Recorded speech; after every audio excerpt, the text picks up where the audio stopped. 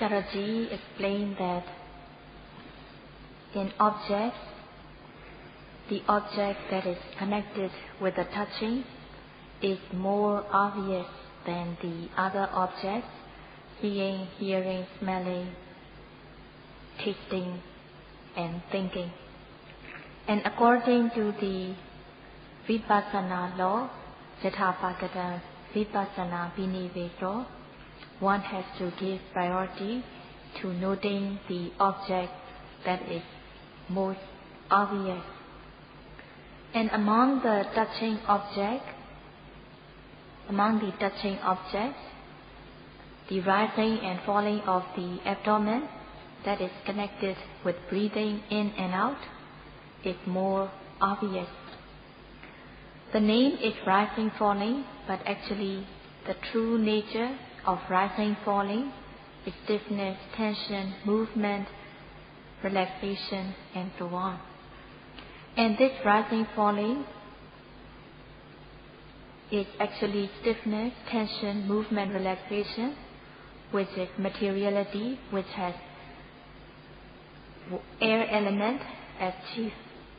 And in theoretically, it is called Vayopotapa because it is tangible, it can be touched.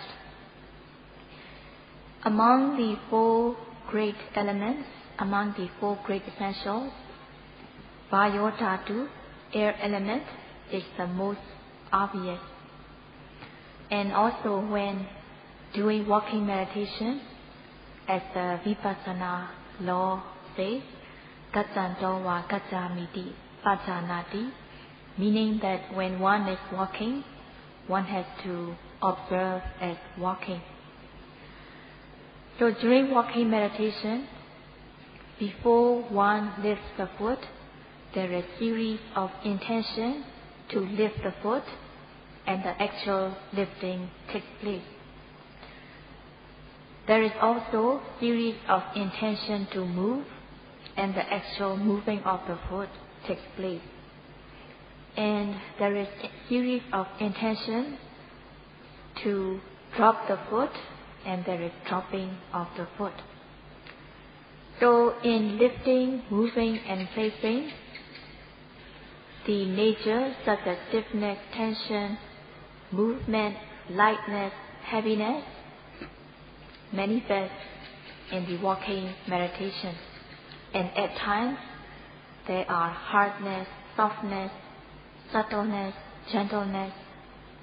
But in walking meditation, it is Vayodhatu, air element, that is more obvious. But when one is observing during walking meditation, one should not note with a label in Abhidhamma way, such as it is Vayodhatu, it is Pathavidhatu, or Tejodhatu. But one has to observe, one has to note in a daily language, such as lifting, moving, placing. And also in sitting meditation, one should note by labeling as rising, falling, and in general activities, one should note by labeling them as bending, stretching. Even in daily activities, even one should be noting in detail, such as opening and closing of the eye, blinking of the eye, and so on. In blinking of the eye, there is first the intention to blink the eye, and because of the intention to blink the eye, there arises stiffness and tension around the eyelids, and the blinking takes place. And also, one should be mindful when closing and opening of the eyes. And when one is mindful, one will know that there are series of intentions to open and close the eyes, and there are materiality arising such as stiffness, tension, due to the intention to open and close the eye.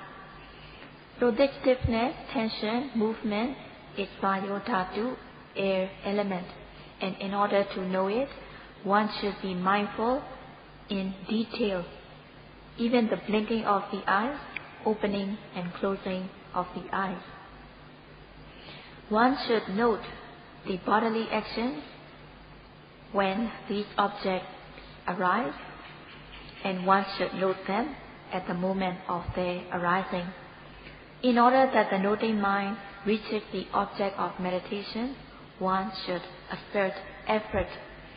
Asserting effort, the noting mind will stick onto the object, and thus sati, mindfulness, will develop. Only when one asserts ardent effort, mindfulness will be sustained, there will be sustained mindfulness. If the yogi notes in a very cold, lazy manner, there will not be sustained mindfulness. When the yogi exerts effort in the practice, there will be sustained mindfulness, and also the mind will be calm and collected. There will be khanika samadhi, momentary concentration.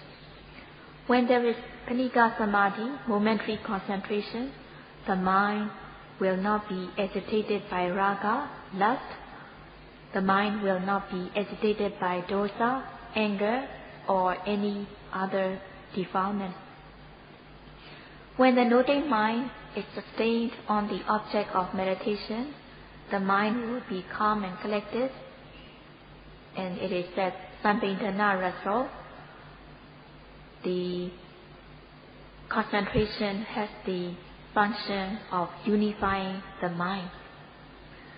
When the mindfulness and concentration are not continuous, if there are gaps between the mindfulness concentration, these mindfulness and concentration will be weak.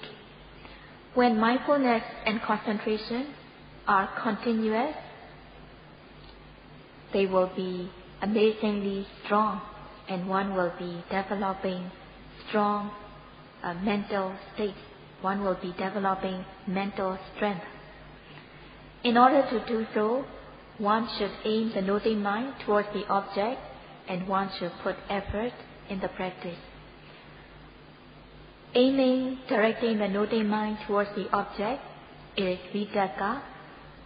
Having vitakka, one's noting mind will be direct or face to face with the object of meditation.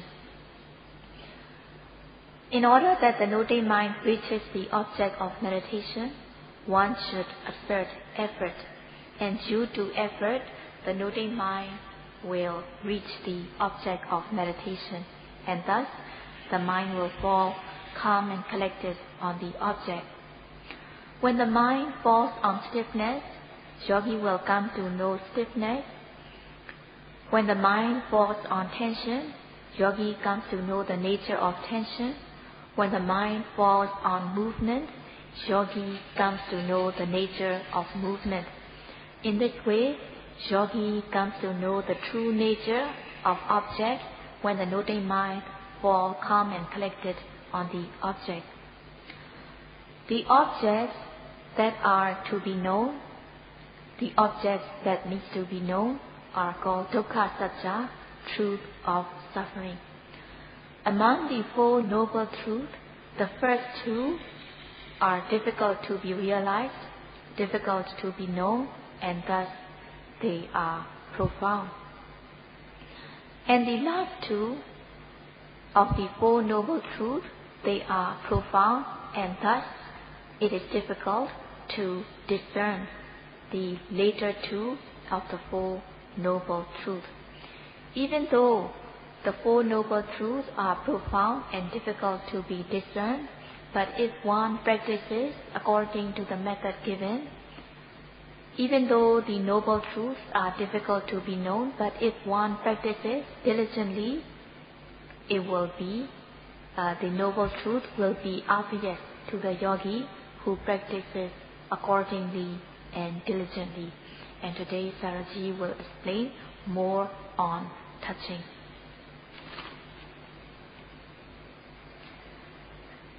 There are four noble truths. The first one is the truth of suffering, dukkha satya. And second one is mudaya satya, the truth of the origin of suffering. And the third one is nirodha satya, the truth of cessation. And the fourth one is magga satya, the truth of path leading to cessation. The first two, dukkha satya and mudaya satya, the truth of suffering and the truth of origin of suffering, are called lokiya satya, mundane, noble truth. And in other words, they are called vada satya. And the later two, nirodha satya, truth of suffering, and magga satya, truth of the path leading to the nirodha satya, the truth of cessation, and magga satya, the truth of path leading to cessation. These two are called lokuttara satya, supramundane, noble truth. And in another word, they are also called vivada satya. Among these four, the first two, dukkha satya and mudaya satya, are difficult to be known, and thus they are profound. And the later two, nirodha satya and magga satya, truth of cessation and truth of path leading to cessation, they are profound and thus difficult to be known. To most of the worldlings, to most of the puthojana, they do not know that in rising and falling of the abdomen, there are true natures such as stiffness, tension, movement, relaxation, and so on. Even if one practices, but if one's viriya, sati, and samadhi, effort, mindfulness, and concentration are not strong, they do not know the true nature. At the beginning of the practice, when viriya, sati, samadhi are not strong yet, yogi may see form or shape of the abdomen, which is called sandhana panyati, concept of form or shape. And at times, yogi may know akara panyati, the manner of movement. Akara panyati, manner concept. So it is not easy, it is difficult to know the true nature of stiffness, tension, movement, and relaxation in rising and falling. That's why it is said that it is difficult to be known, and thus they are profound. In the sixth sense door, there are elements, receptor element, ignition element, receptor element, striker element, and ignition element, and they are arising and passing away. And these receptor element, striker element, and ignition element, they are also dukkha satya, truth of suffering. If one is not mindful at the moment of their arising, one does not know it as dukkha, suffering, but one will think of it as good and pleasant. So people think that seeing, hearing, smelling, tasting, touching, and knowing are good and pleasant. Thinking that seeing, hearing, smelling, tasting, and touching are good, they do not know that they are suffering.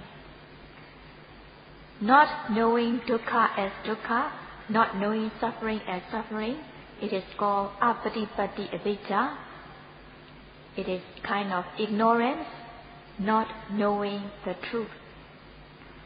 Knowing that dukkha, thinking that dukkha is good and pleasant, it is called micca patipatti avijja, ignorance, knowing wrongly.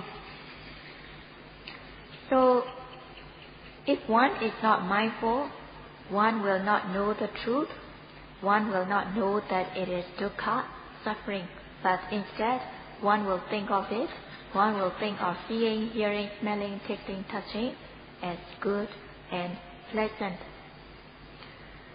When these truths are concealed, hidden by defilement, one will not know the truth, and thus one will be dim and vague about these truths. If one is not mindful at the moment of their arising, one will not know dukkha, one will not know suffering. Not knowing that things are suffering, one will think of them as good and pleasant, thinking that seeing, hearing, smelling, tasting, touching are good and pleasant. Thinking that seeing, hearing, smelling, tasting, touching are good, people want to see good things, they want to see better and better things, and they want to see best things, and they are craving on these good sights, good sounds, good smells, good taste, good touch, and so on. Having tanha, having craving, this tanha, craving is mudya satya, the truth of origin of suffering. So the two truths, dukkha satya, truth of suffering, and samudaya satya, the truth of origin of suffering, they are difficult to be known, and thus they are profound. But if one can overcome the opposite mental states that are concealing, that are hiding and blocking the truth, if one can overcome these opposite states, one will know these truths, and these two truths will become obvious to the yogi who can overcome the opposite states. By dispelling, removing the opposite states that are concealing, hiding the truth, even though the truths are profound, the truth will be known, the truth will be obvious to the person. So at the moment of arising, one should be mindful so that one will know that they are dukkha satya, truth of suffering. So at the moment of arising, one should note in Sutanta way by noting with labels such as rising and falling, rising and falling. When viriya, sati and samadhi, when effort, mindfulness and concentration become strong, the noting mind will be face to face or direct with the object. The noting will be effective, and thus yogi will know the true nature. Yogi will come to know the truth. Every time one is noting on the object, every time one is mindful, one is dispelling, removing the pollutants that are hiding, concealing the truth, the noble truth. So when being mindful, one is dispelling, removing the pollutants that are hiding, concealing the truth. Removing these pollutants, one will come to know the true nature. When noting rising and falling of the abdomen, when viriya, sati, samadhi is strong, one knows beyond form or shape and beyond the manner of movement, but one will come to know the true nature of stiffness, tension, warmth, heat, cold, movement, and so on. So when the pollutants that are blocking, that are concealing, hiding the truth, when these are removed, the true nature will be known, the true nature will be obvious to the yogi. It is said that Gambhiro pi Dhammo Padipakkha Vikamanena Rupagato Bhaveya. It means that even though the Dhamma is profound, but if one can remove and overcome the opposite state, the Dhamma that is profound will be known by the yogi. If a person does not observe at all, or even if he/she observes, if he/she is noting in a very easygoing manner without putting effort, then the truth will be difficult to be known, and thus the opposite mental state will be hiding, concealing, and the truth will be hidden by these pollutants.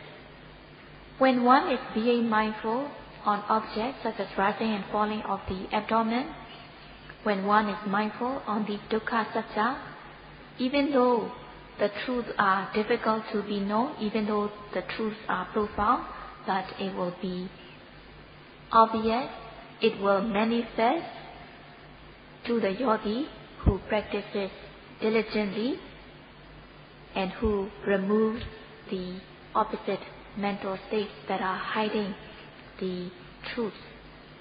So it is said that Padipakkha Vikamanena, one should remove the opposite mental states. By removing the opposite mental states, one will know the true nature. One will not know the superficial things such as the form or shape of the abdomen, which is concept of form, or the manner of movement, which is manner concept, but one will know the true nature such as stiffness, tension, movement, and so on. During walking meditation also, one should be mindful of lifting, moving, and placing of the foot. By being mindful of lifting, moving, and placing of the foot, one will know beyond form or shape of the foot or the manner of movement. But one will know the true nature, such as lightness when lifting the foot, being pushed from behind when moving the foot, or one feels as if the foot is being pulled from the front. And also when one drops the foot, one will experience heaviness and so on. And when the foot touches the ground, one feels resisting force or hardness. And these are the true nature one will come to know when one is mindful of lifting, moving, and placing. Being mindful of lifting, moving, and placing, when one noting is good, one will know beyond form or shape or the manner, but one will come to know the true nature, such as lightness, pulling, pushing, heaviness, hardness, and so on. And in order to know the true nature, one should be mindful at the moment of their arising. If one is not mindful at the moment of arising, there can be raga, lust, when one comes across desirable things. There can be dosa, anger or hatred, when one comes across undesirable things. And there can be delusion, not knowing the truth. Rupagato means obvious, outstandingly obvious, very clear and precise. So yogi will know these Dhamma in a very clear way, precise way. These Dhammas will be obvious to the yogi who practices and remove these opposite mental states and pollutants. Even though the truths are profound and difficult to be known, one should be mindful of the presently arising object so that one will know the true nature. In order to know the true nature, one should be mindful at the moment of their arising. One should have mindfulness at the moment of these objects arising, and it is one and only duty of the yogi, one and only duty of the yogi is to keep on observing, keep on noting, keep on being mindful of these objects that are arising at the present moment.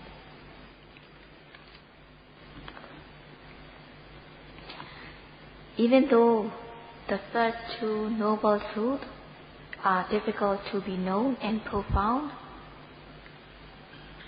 if one can remove the opposite mental states that are blocking, concealing, hiding the truth, if one can remove them, then these truths will be known. So it is said that if one should remove the opposite states that are concealing, hiding and blocking the truth by practicing systematically according to the correct method.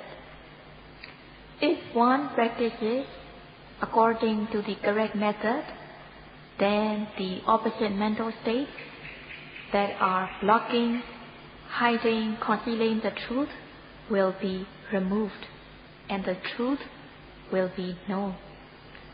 In order to remove these opposite mental states, one should be mindful of these objects. One should be mindful of the objects as soon as they arise. In order to note the object as soon as the object arises, one should aim the noting mind towards the object, and one should put effort. Noting the presently arising object with aim and effort, one is said to be practicing systematically according to the guidance given. In order that the noting mind reaches the object of meditation, one should exert effort. And when one's noting becomes effective, sati and samadhi, mindfulness and concentration. Knowing the truth, not knowing will be dispelled. If there is ignorance, one will not know the truth. One will not know that it is suffering. Not knowing that things are suffering, it is ignorance. Knowing things, thinking that things are good and pleasant, it is also avijja, ignorance. Not knowing that things are suffering, it is avijja, ignorance. Knowing that things are good and pleasant, it is avijja, ignorance. Having avijja, ignorance, not knowing things are suffering or taking things as good and pleasant, there will be craving and clinging. There will be craving, clinging on these objects. And also, there can be clinging of wrong view, having wrong view of being, creature. And also, there can be wrong view of atta, the creator. In order to remove these opposite mental states, such as ignorance, craving, and clinging, and wrong view, one should practice systematically, one should practice diligently.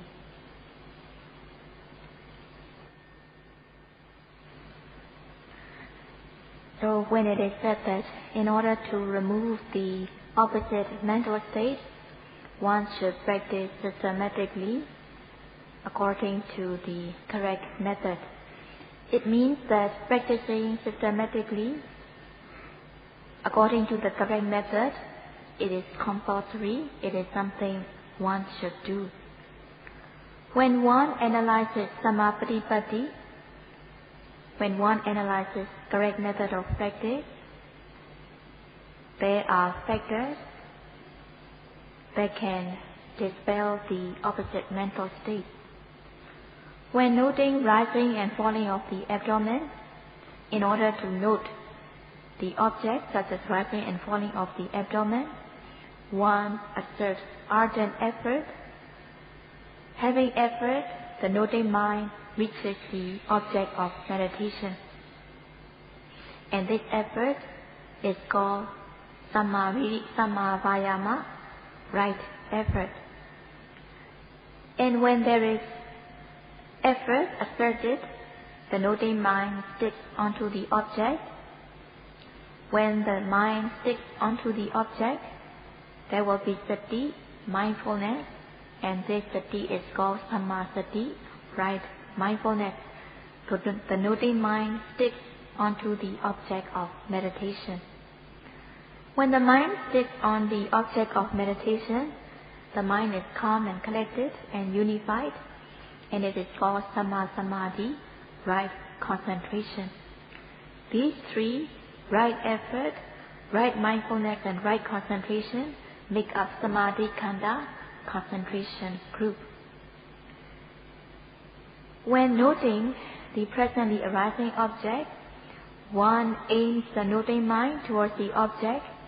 Aiming the noting mind towards the object is called samma sankappa, right application or right thought. Here, right application. Due to samma sankappa, the mind is face to face or direct with the object of meditation, and thus the mind does not slip away from the object of meditation. And when the noting mind is face to face or direct with the object,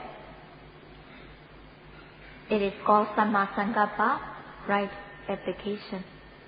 When the noting mind reaches the object of meditation, when the noting mind pierces into the object of meditation, it is called samma samadhi, right concentration. When the noting mind falls on the object of meditation, yogi comes to know the true nature, and thus there is samma ditti, right knowledge. So when one analyzes each noting, there involves the three samadhi khanda, the three that are making up samadhi group, concentration group, and also the two in the panya group, being samma sankappa and samma ditti. Having three of samadhi khanda and two of panya khanda, there will be 5 factors, and these 5 factors are the preliminary path leading to Ariya Magga, leading to the Eightfold Noble Path. As a yogis are practicing 8 precepts during their retreat. Even though in the retreat, even though there are not things to be refrained from, but one has the volition that one will refrain from things when things come up, and thus there will be Cetana Sila. So every time one notes the object, there will be 5 factors present, and combining with Sila, there will be 8 noble paths. With Sila, morality, one can overcome Vitekama Kilesa, transgressive defilements that manifest in body and speech. Having Samadhi concentration, one can overcome Priyuttana Kilesa, of such a form of defilement that can manifest in the mind. And with Panya, with wisdom, one overcomes the latent or dormant form of defilement. So in this way, one removes these defilements momentarily, and one weakens these defilements. Sila, Samadhi, Panya, morality, concentration, and wisdom are called Sikha, training, or in other words, they are also called Sasana, the 3 teachings of the Buddha. So in each noting, the 8 noble paths are involved, and these are the preliminary paths leading to Riya Maganga, the Eightfold Noble Path. If one analyzes each noting consists of the 3 trainings, Sila, Samadhi, and Panya, morality, concentration, and wisdom. And these three trainings of Sila, Samadhi, and Panya can remove the opposite mental state. And thus, hindrances, pollutants, will be removed. So such kind of practice is very effective. This kind of practice is something that should be developed, and it is called Paṇḍitā. In order to develop such kind of practice, one should be mindful. Every time the object arises, one should be mindful at these objects at the moment of their arising. One should initiate, one should increase, develop, and cultivate these mental states. Initiating, developing, cultivating, and increasing these good mental states is called bhavana. Bhavana means bhaveti upadeti. One initiates the good mental state. Bhatteti, one develops, cultivates, and increases the good mental state so that they will arise in one's mind. So one should develop the 8 path factors in one's mind repeatedly, over and over again, and it will be bhavana. And tomorrow Sharaji will explain from both theoretical and practical aspects. Sadhu, sadhu.